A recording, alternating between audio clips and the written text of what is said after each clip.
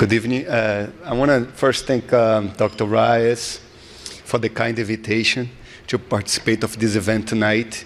I also want to thank FLASCO for this opportunity to participate. I also want to thank Cleveland Clinic for allowing me to be here.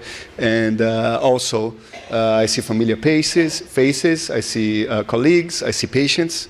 Thanks so much for taking the time out of your family to be here tonight with us so we can learn a little bit more about lung cancer and hopefully have some sort of open discussion about the disease and how to live with the disease, because this is the topic of tonight, is living with lung cancer.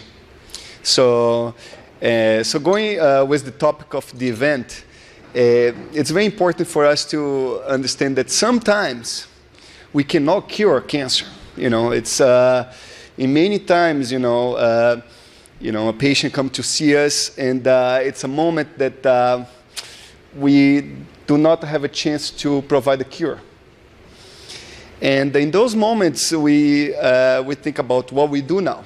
It's always a difficult conversation with the patient, but to realize that. But what we provide at that moment of the consultation is some information about how can you live with lung cancer. We're not going to completely get rid of the disease, but we can treat the disease. And therefore, with the hope that you can live a very good, comfortable life with the lung cancer.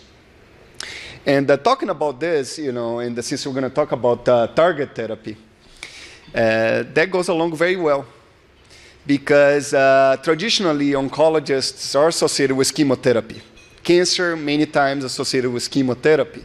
And chemotherapy has a stigma of a treatment that really provide toxic effects, and your quality of life is impacted to the point that, should I be treated or should I just, let the disease go? So, and the reason why I'm telling this, because since I'm going to talk a little bit about target therapy, that is another tool that came to the scenario of the oncologists. So the oncologists now, they are not considered to be more chemotherapists, but cancer doctors who provide treatments, not only limited to the chemotherapy, but many options that are now become available as the research and the investment in the tumor biology, and try to understand why cancer exists, why they form, and why they progress, and why they become resistant to the chemotherapy. So based on all these observations and research, it's what we started to identify, that there are some genes in the cancer cell. They are considered to be what they call the drivers. It's like you're in the bus and you have the driver, and you as a scientist, you're able to identify exactly what is the gene that is the driver of the cancer.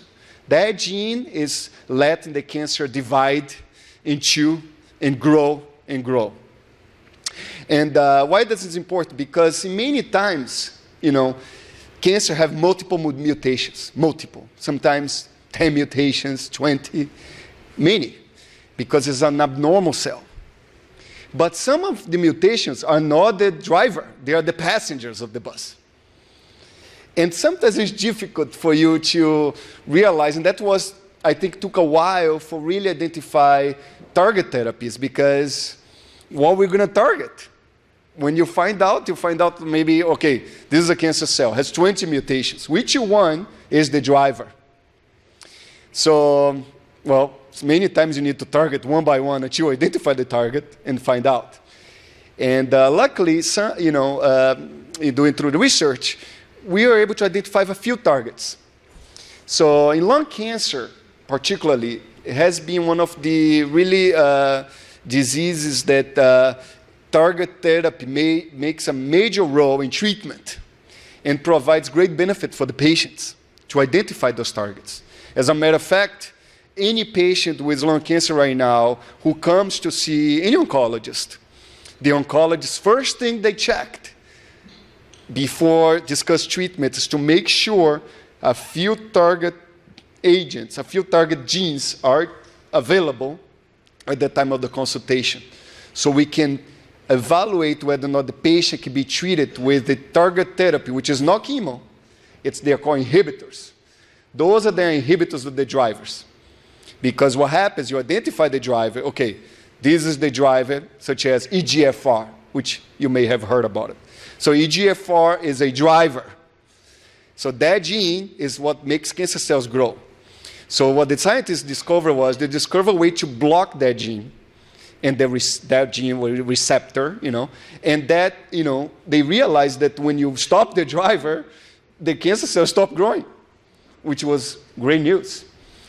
And, and that's very important. So any oncologist now, when they see a patient with lung cancer, stage 4 lung cancer, they do check those genes. So one is the EGFR, which is epidermal growth factor receptor.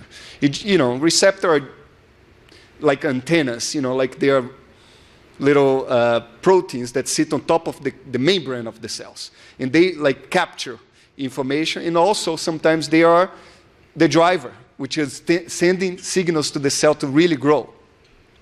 So the EGFR is really the first one that was identified in lung cancer, and there is some drugs that block the EGFR, such as Tarceva, it's called alertinib, and there is Gilotref, which is called afatinib. They are drugs that block that.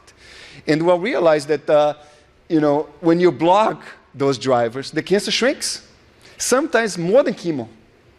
And also, what was the benefit without all these really side effects for the chemotherapy?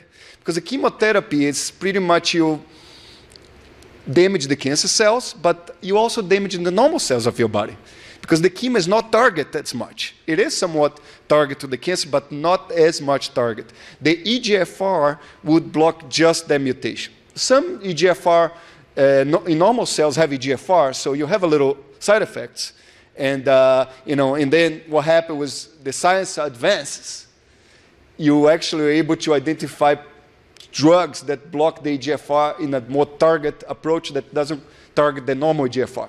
And that's what they call third generation inhibitors. So those inhibitors, that's what they do.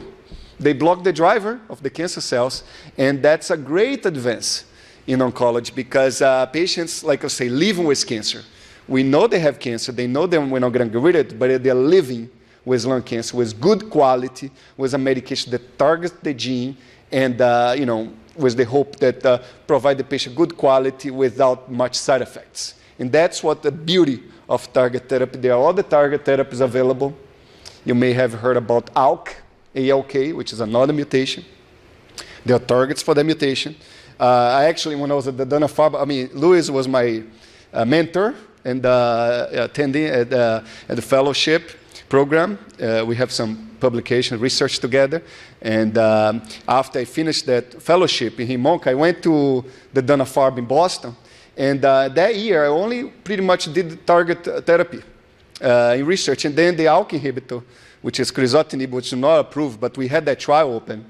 And we had patients that we have a patient that, it was very interesting because nobody knew about the ALK as much in 2008. Actually, it was discovered in Japan, the ALK. I was in Japan recently, and Luis was there too, because there is a big meeting in lung cancer in Japan.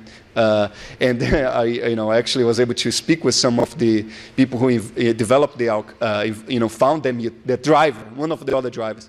And then I had a patient who was very savvy, young patient.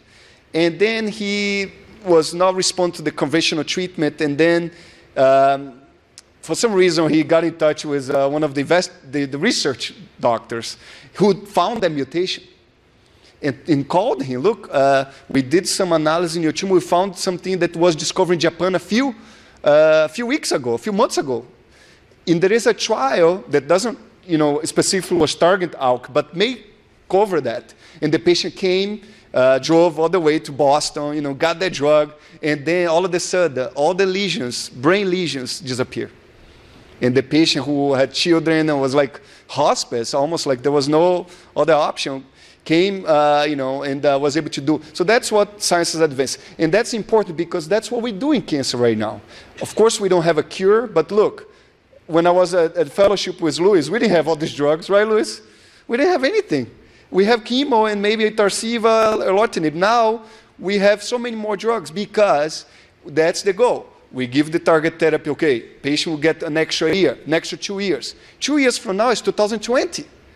More drugs will be available. So then, we keep giving and provide the patient good quality and then the survival so they can, that's really the goal right now in oncology, and we are very happy to be in this very, I would say, exciting and hopeful moment in oncology with immunotherapy and new developments in radiation, which really improves a lot. Before we used to radiate the whole brain. Now they can really pinpoint the brain lesions, and patient can, be cognitive, can enjoy reading a book, can enjoy playing with their kids without having mental changes, do the advance. So, a very hopeful time, and I'm so glad you guys are here. Thank you so much.